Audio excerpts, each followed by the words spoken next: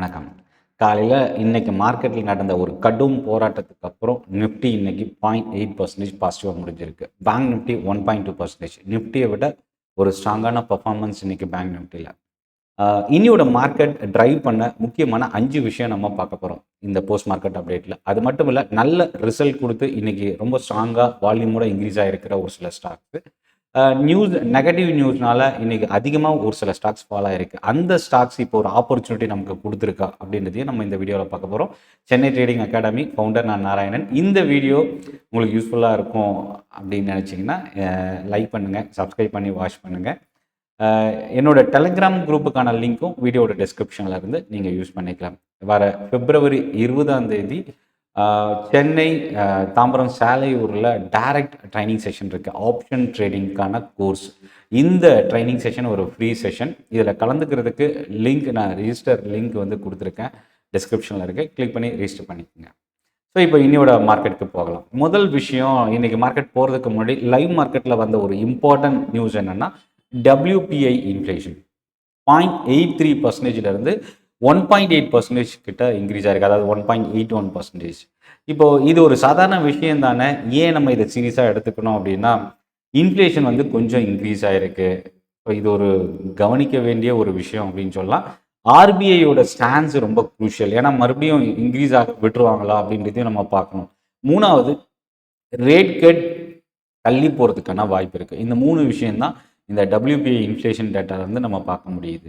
இல்லை, இன்னொரு விஷயம் என்னென்னா, டாப் கான்ட்ரிபியூட்டர் இன்னைக்கு மார்க்கெட்டில் almost HDFC bank, Axis bank, power grid, Bharti Airtel, coal India, இந்த ஸ்டாக்ஸ்லாம் இன்றைக்கி சப்போர்ட் பண்ணியிருக்கு.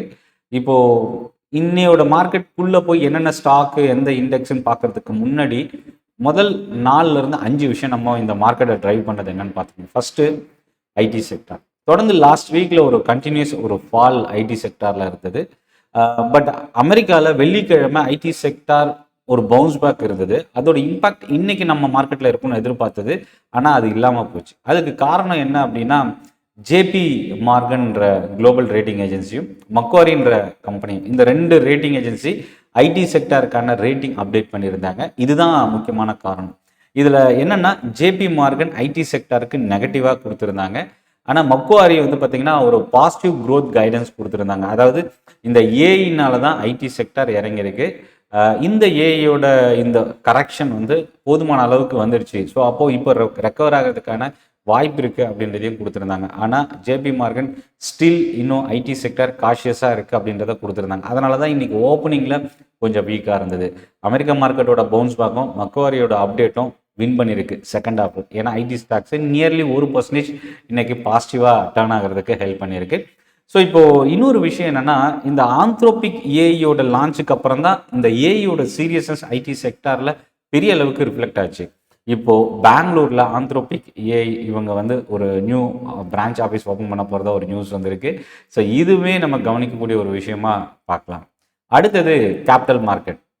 கேபிட்டல் மார்க்கெட்டில் நார்மலாக ரெகுலேட்டர் செபியோட பாலிசி சேஞ்சஸ் தான் பெரிய அளவுக்கு பாதிப்பை ஏற்படுத்தும். ஆனால் இந்த முறை ஆர்பிஐயோட அனௌன்ஸ்மெண்ட் ஒரு பெரிய பாதிப்பை ஏற்படுத்தியிருக்கு. அதாவது கேபிட்டல் மார்க்கெட்டுக்கு பேங்க்ஸினுடைய ரிலேஷன்ஷிப், அவங்களோட டேர்ம்ஸ் அண்ட் கண்டிஷனை ஆர்பிஐ மாற்றிருக்கு. அதில் ரொம்ப நான் இதை பற்றி டீட்டெயில் வீடியோ இன்றைக்கி மார்னிங் நான் என்னோட யூடியூப் சேனலில் அப்டேட் பண்ணியிருக்கேன். Chennai trading academy YouTube channel நீங்கள் போனீங்கன்னா இதை பற்றின டீட்டெயில் வீடியோ நீங்கள் பார்க்கலாம். ஏஞ்சல் 1 நியர்லி 4 to 5%, பிஎஸ்சி 7% மேலேயும், எம்சிஎக்ஸ் ஆரம்பத்தில் 2 to 4% இறங்கியிருந்தாலும் அதுக்கப்புறம் ரெக்கவர் ஆகி க்ளோசிங்கில் பாசிட்டிவாகவும் கூட டர்ன் ஆச்சு. இதை தவிர்த்து மோதிலால் ஆஸ்வால், க்ரோ, இந்த ஸ்டாக்ஸ்லாம் இன்றைக்கி எடில் வைஸ், இந்த ஸ்டாக்ஸ்லாம் இன்றைக்கி நெகட்டிவாக தான் ட்ரேட் ஆச்சு. செல்லிங் ப்ரெஷர் இருந்தது அப்படின்னு சொல்லலாம். பட் இது ஒரு டெம்பரவரி மூவ். இந்த மாதிரி பாலிசி சேஞ்சஸ் வரும்பொழுது கண்டிப்பாக மார்க்கெட் அதுக்காக ரியாக்ட் பண்ணும். பட் இதை வந்து ரிசர்ச் அனலிஸ்ட்டை பொறுத்த வரைக்கும் இது வந்து ஒரு டெம்பரவரி சிச்சுவேஷன். மார்ஜின் வந்து கண்டிப்பாக ட்ராப் ஆக வாய்ப்பு இருக்குது. பட் ஒரு நியர் டேர்முக்கு ஒரு வீக்னஸ் இருந்தாலும் மறுபடியும் பவுன்ஸ் பேக் ஆகிறதுக்கான வாய்ப்பு இருக்குது அப்படின்றதையும் நம்ம பார்க்க முடியுது. அடுத்த விஷயம் HUL வந்து ஐஸ்கிரீம் பிஸ்னஸை டிமர்ஜர் பண்ணுறதுக்கான ஆல்ரெடி ப்ராசஸ் இவங்க பண்ணியிருந்தாங்க. அதில் குவாலிட்டி வால்ஸோட ஷேர் செப்பரேட்டாக டிமர்ஜ் ஆகி இன்னைக்கு ஸ்டாக் மார்க்கெட்டில் லிஸ்ட் ஆகிருக்கு. இதில் என்ன மைனஸ் அப்படின்னா, அட்ஜஸ்டட் ப்ரைஸ் வந்து கிட்டத்தட்ட 40 ரூபா 20 காசு. ஆனால் இன்னைக்கு இந்த ஸ்டாக் 29 ரூபா 80 காசுக்கு, அதாவது கிட்டத்தட்ட 20-25% டிஸ்கவுண்ட்டில் தான் இன்றைக்கி இந்த ஸ்டாக் ட்ரேட் ஆகிருக்கு. ஹெச்யூஎல்லுமே பெரிய அளவுக்கு இம்ப்ரூவ்மெண்ட் இல்லை அப்படின்னு சொல்லலாம்.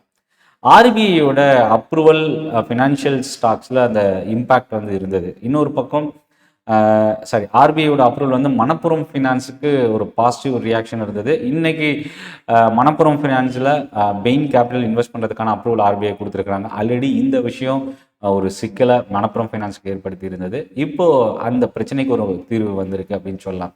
அடுத்தது ரிலிகர் என்டர்பிரைசஸோட குவார்ட்டர்லி ரிசல்ட்டும் ஆல்ரெடி இவங்க ஃபினான்ஷியல் ஸ்பேஸும் இன்சூரன்ஸ் பிஸ்னஸும் டீமர்ஜ் பண்ணுறதுக்கான ஒரு அனௌன்ஸ்மெண்ட் கொடுத்துருந்தாங்க. இது ரெண்டுமே சேர்ந்து இந்த கம்பெனிக்கு இன்னைக்கு நெகட்டிவாக தான் முடிஞ்சிருக்கு. ஏன்னா 5% கிட்ட இன்னைக்கு ஃபால் ஆயிருக்கு. அடுத்தது ஃபார்மா செக்டார். ஃபார்மா செக்டாரை பொறுத்த வரைக்கும் இன்னைக்கு என்ன ப்ளஸ் அண்ட் மைனஸ் அப்படின்னா, டோரன் ஃபார்மாவோட Q3 ரிசல்ட் ரொம்ப ஒரு ஸ்ட்ராங்கான ரிசல்ட். இன்னைக்கு ஒரு பவுன்ஸ் பேக் இருந்தது. அதே போல் நாட்கோ ஃபார்மா சிடிஎஸ்கோவோட அப்ரூவல் ரிசீவ் பண்ணியிருந்தது. இன்னைக்கு ஒரு ஸ்ட்ராங்கான பவுன்ஸ் பேக் இருந்தது. ஜெஃப்ரீஸ் சிட்டியோட ரேட்டிங் அப்டேட் லூபின்ல இன்னைக்கு ரிஃப்ளெக்ட் ஆச்சு. இல்லை இன்னொரு விஷயம் என்னன்னா, ஆல்கம் லேப் கடந்த வெள்ளிக்கிழமை ரிசல்ட்னால 7-8% இறங்கி இருந்தது. பட் இன்னைக்கு ஒரு ஸ்மால் ஒரு பவுன்ஸ் பேக் இருந்தாலும் பட் இன்னைக்கு யூஎஸ்எஃப்டியோட அப்சர்வேஷன் ரிசீவ் பண்ணியிருக்கிறதும் ஒரு நெகட்டிவாக பார்க்க முடியுது. அடுத்தது இன்னைக்கு big movers positive side negative சைட்லாம் என்னென்ன ஸ்டாக் அப்படின்னா, ஓலா எலக்ட்ரிக்கோட ரிசல்ட் இன்னைக்கு ஒரு மோசமான fall, more than 5-6%. Brainbees, அதாவது ஃபர்ஸ்ட் கிரைன்ற script name parent company Brainbees 12% கிட்ட இன்னைக்கு இறங்கியிருக்கு. குவார்ட்டர்லி ரிசல்ட் பெரிய அளவுக்கு கை கொடுக்கல. சக்தி பம்ப்ஸும் ப்ராஃபிட் வந்து 70% கிட்ட இறங்கி இருக்கிறது.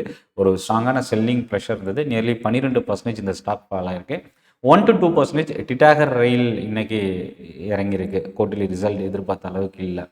பாசிட்டிவ் சைடில் பார்க்கும்போது ஜிஎம்ஆரோட ஒரு ஸ்ட்ராங் ரிசல்ட் இன்னைக்கு ஒரு பவுன்ஸ் பேக், மோர் தென் 4-6% இன்னைக்கு இன்க்ரீஸ் ஆச்சு. டிவிடெண்ட் ஆப்டிமிசம் வந்து ஓஎன்ஜிசிக்கு இன்னைக்கு டர்ன் ஆச்சு. கேஃபின் டெக்னாலஜிஸோட குவார்ட்டர்லி ரிசல்ட்டு இன்னைக்கு 3-5% ஓப்பனிங்லேயே ஒரு பாசிட்டிவ் ஓப்பனிங் இருந்தது. ஹெச்இஜியோட மேனேஜ்மெண்ட் கமெண்ட்ரி இன்னைக்கு ஒரு பாசிட்டிவ் ரியாக்ஷன் இருந்தது. இன்னைக்கு கிராஃபைட் ரொம்ப ஸ்ட்ராங்காக பவுன்ஸ் பேக் ஆச்சு இன்ட்ராடேயில். பவர் செக்டாருக்கான ஆர்டர் 3661 கோடி ரூபாய்க்கு எல்என்டி ரிசீவ் பண்ணியிருக்கிறாங்க. பட் இந்த ஸ்டாக் பெரிய அளவுக்கு அதுக்கு ரியாக்ட் பண்ணல அப்படின்னு சொல்லலாம். இன்னைக்கு இன்ட்ராடே லோவில் வந்து ஒரு ஸ்ட்ராங்கான பவுன்ஸ் பேக் ரிலையன்ஸ் இண்டஸ்ட்ரீஸ், அதுதான் மார்க்கெட் இன்னைக்கு செகண்ட் ஹாஃபில் ஒரு பவுன்ஸ் பேக் ஆகிறதுக்கான ரீசனாக இருந்தது. ஏன்னா இன்னைக்கு 12 மணி வரைக்கும் மார்க்கெட் டே ஹை கிட்ட வந்துச்சு. பட் பெரிய அளவுக்கு இந்த அளவுக்கு பவுன்ஸ் பேக் ஆகுமான்னு யாருமே எதிர்பார்க்கல. கிட்டத்தட்ட ஒரு 20-30-40 பாயிண்ட்டுக்குள்ளேயே மதியம் வரைக்கும் இருந்த மார்க்கெட் அதுக்கப்புறம் 200 பாயிண்ட்டை கடந்திருக்கிறது. ஒரு ஸ்ட்ராங்கான அப்சைட் மூவ் அதுக்கு ரிலையன்ஸ் ஹெல்ப் பண்ணியிருக்கு அப்படின்னு சொல்லலாம். இல்லை நம்ம அடுத்தடுத்து கவனிக்கக்கூடிய ஸ்டாக் அப்படின்னா, அடுத்த ட்ரேடிங் செஷனில் நம்ம டிஃபென்ஸ் செக்டார் வாட்ச் பண்ணலாம். ஏன்னா இன்னைக்கு மார்க்கெட் க்ளோசிங் ஹவர்ஸில் டிஃபென்ஸ் ஸ்டாக்ஸும் ஷிப்பிங் கம்பெனிஸும் இன்னைக்கு பவுன்ஸ் பேக் ஆச்சு. பிஎஸ்யூ பேங்க்ஸும் ப்ரைவேட் செக்டார் பேங்க்ஸும் செலக்டிவாக வாட்ச் பண்ணலாம். SBI all time high, union bank market முடிகிற ஸ்டேஜில் டே ஹையை தொடர்ந்து உடைச்சிட்டு இருந்தது. ஐடி செக்டார் தொடர்ந்து ஃபால்ல இருந்து இன்னைக்கு ஒரு ஸ்லைட் அப் டர்னாக இருக்குது. மேபி இது சர்வைவ் ஆகுமா, இன்னோட ஹைக்கு மேலே சஸ்டெயின் ஆகிற வரைக்கும் ஐடி ஸ்டாக்ஸில் பையிங் இன்னும் டர்ன் ஆகிறதுக்கான வாய்ப்பு இருக்குது. டோரன் ஃபார்மாவோட ரிசல்ட்டு ஃபார்மா செக்டாரில் ஒரு பாசிட்டிவ் சென்டிமெண்ட் எதிர்பார்க்கலாம்.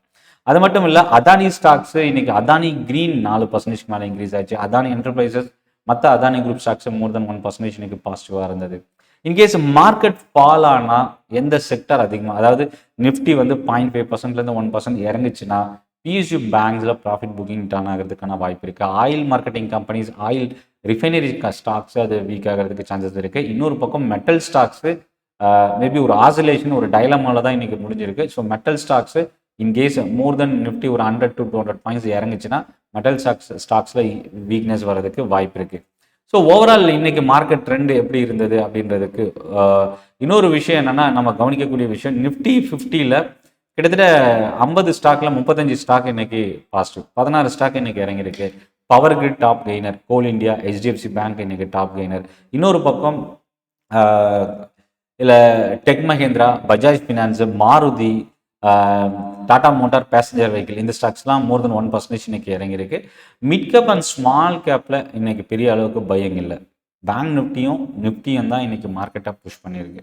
ஸோ அது ஒரு ரீசனாக பார்க்கலாம். இன்னொரு பக்கம் பார்த்தீங்கன்னா, இன்னைக்கு செக்டாரில் பார்க்கும்போது 2 செக்டார் மோசமான ஃபால். ஒன்று வந்து ஆட்டோ செக்டார், இன்னொன்று media. PVR INOX, G entertainment, இந்த 2 ஸ்டாக்ஸு மீடியா செக்டார் ஃபால் ஆகிறதுக்கு வாய்ப்பு இருந்தது. ஆட்டோ செக்டாரை பொறுத்த வரைக்கும் இன்றைக்கி பெரிய அளவுக்கு மொமெண்டம் இன்றைக்கி கை கொடுக்கல அப்படின்னு சொல்லலாம். பேங்க் நிஃப்டியில் இன்னைக்கு ஒரே ஒரு ஸ்டாக் ஐசிஐசிஐ பேங்க் மட்டும் ஒரு ஸ்லைட் நெகட்டிவ், மற்ற எல்லா ஸ்டாக்குமே இன்னைக்கு பாசிட்டிவ். கனரா பேங்க், யூனியன் பேங்க்கும் இன்னைக்கு டாப் கெய்னராக பேங்க் நிஃப்டியில் முடிஞ்சிருக்கு. ஃபர்ஸ்ட் கிரை, அதாவது பிரெயின் பிரீஸும் ஓலா எலக்ட்ரிக், இந்த ஸ்டாக்ஸோட ஃபால் இன்னைக்கு பெரிய அளவுக்கு ஸ்மால் கேப் இன்க்ரீஸ் ஆகாமல் போனதுக்கு ஒரு காரணமாக இருந்தது. மிட் கேப்பை பொறுத்த வரைக்கும் பிஎஸ்சி, ஐஆர்பி வந்து குவார்டர்லி ரிசல்ட்னால இறங்கியிருக்கு. பிஎஸ்சி ஆர்பிஐயோட அனௌன்ஸ்மெண்ட்டில் ஃபால் ஆயிருக்கு. ஸோ 7%, 4% இந்த 2 ஸ்டாக்கும் இறங்கினது ஒரு ரீசன். ரெண்டாவது முத்தூட் ஃபினான்ஸ், டாடா கம்யூனிகேஷன், இந்த மாதிரி மிட் கேப்பில் ஹெவி வெயிட்டேஜ் ஸ்டாக்ஸ் அதிகமாக இறங்கினது மிட் கேப் இண்டெக்ஸும் பெரிய அளவுக்கு இம்ப்ரூவ் ஆகாமல் போனதுக்கு ஒரு ரீசன். ஆனால் இன்னொரு பக்கம் Auro pharma 3%, GMR airport quarterly result ரொம்ப ஸ்ட்ராங்காக இருந்தது, நியர்லி 7% இன்க்ரீஸ் ஆயிருக்கு. டிக்சன் வந்து தொடர்ந்து கண்டினியூஸ் ஃபால் வந்து ரிவர்சல் ஆயிருக்கு. இந்த ஸ்டாக்கை நீங்கள் வாட்ச் பண்ணுங்க, ஏன்னா அது இப்போ ரீசெண்டாக ஒரு 1 or 2 செஷனில் இந்த பவுன்ஸ் பேக் நம்ம இங்கே பார்க்க முடியுது. ஆட்டோ செக்டாரில் பார்த்தீங்கன்னா hero motor, TVS motor, Maruti, இந்த மாதிரி ஹெவி வெயிட்டேஜ் ஸ்டாக்ஸ் இறங்குனது ஒரு காரணமாக பார்க்கலாம். இதை தாண்டி இன்னைக்கு ரியல்டி ஸ்டாக்ஸ் பவுன்ஸ் பேக் ஆயிருக்கு. ஏன்னா ரியல்டிஸ் ரீசெண்டாக தொடர்ந்து இறங்கிட்டு இருந்த செக்டார் இன்னைக்கு அகைன் ஒரு பவுன்ஸ் பேக் கொடுத்துருக்கு அப்படின்னு சொல்லலாம். இதை தாண்டி குவார்டர்லி ரிசல்ட்டை பெரிய இம்பாக்ட் கிரியேட் பண்ணதுன்னா மேப்மை இந்தியா, அதாவது சி இன்ஃபோ சிஸ்டம் 7% ஃபால் ஆயிருக்கு. ஐஆர்பி 4% இறங்கியிருக்கு. நாராயணா ரித்தியாலயா 1% இன்னைக்கு பாசிட்டிவாக க்ளோஸ் ஆயிருக்கு. ஸோ இதெல்லாமே ஒரு ரீசன் சேஞ்சஸாக நம்ம பார்க்க முடியுது. இதை தாண்டி நாளையோட ட்ரேடிங் செஷனில் இந்த கேபிட்டல் மார்க்கெட் ஸ்டாக்ஸு மறுபடியும் ஒரு ரீபவுண்ட் ஆக போகுதா, இல்லை இந்த ஃபால் இன்னும் கண்டினியூ ஆக போகுதா அப்படின்றத வெயிட் பண்ணி பார்க்கலாம். இல்லை இன்னொரு விஷயம் என்னன்னா, புரோக்கரேஜஸோட அப்டேட் வர்றதுக்கு சான்சஸ் இருக்குது. கேபிட்டல் மார்க்கெட் ஸ்டாக்ஸுக்கும் ஐடி செக்டார் இருக்கும். ஸோ இந்த 2 செக்டாரும் நம்ம அகைன் நாளைக்கு நம்ம கவனிக்கலாம். இப்போ நிஃப்டிக்கு வரலாம். நிஃப்டி பொறுத்த வரைக்கும் இன்னைக்கு க்ளோசிங் ஒரு லார்ஜ் புல்லிஷ் கேண்டில், ஆனால் ஒரு வீக்னஸ்ல இருந்து ஒரு பாசிட்டிவ் சைட் நிஃப்டி டானா இருக்கு. அது ஒரு விஷயம். ஏன்னா இன்னைக்கு 211 பாயிண்ட் இன்க்ரீஸ் ஆகி 25,600 கிராஸ் பண்ணியிருக்கு, ஒரு ஸ்ட்ராங்கான ரெசிஸ்டன்ஸ் லெவல். ஸோ அப்போ அந்த 25,600 ரொம்ப ஒரு குரூஷியல் லெவலாக நாளையோட செஷன்லையும் வரப்போகிற அடுத்தடுத்த செஷன்லையும் நம்ம வாட்ச் பண்ணலாம். ஸோ இந்த செஷனை பற்றின உங்களோட ஃபீட்பேக்கை கமெண்ட்டில் போஸ்ட் பண்ணுங்கள். சென்னை ட்ரேடிங் அகாடமி சப்ஸ்கிரைப் பண்ண மறந்துடாதீங்க. பிப்ரவரி 20 சேலையூர், சென்னை சேலையூரில் ஆப்ஷன் ட்ரேடிங்கான கோர்ஸ் ஸ்டார்ட் ஆகுது. இது ஒரு ஃப்ரீ ட்ரைனிங் செஷன். காலையில் மேபி ஈவினிங் 5 மணிக்கு இருக்குன்னு நினைக்கிறேன். இந்த செஷனை நீங்கள் கலந்துக்கிறதுக்கு ரெஜிஸ்டர் பண்ணக்கூடிய லிங்க் வீடியோட டிஸ்கிரிப்ஷனில் இருக்குது, ரெஜிஸ்டர் பண்ணிக்கங்க. என்னோட டெலிகிராம் குரூப்போட லிங்க்கும் டிஸ்கிரிப்ஷனில் இருந்து நீங்கள் யூஸ் பண்ணிக்கலாம். நன்றி, வணக்கம்.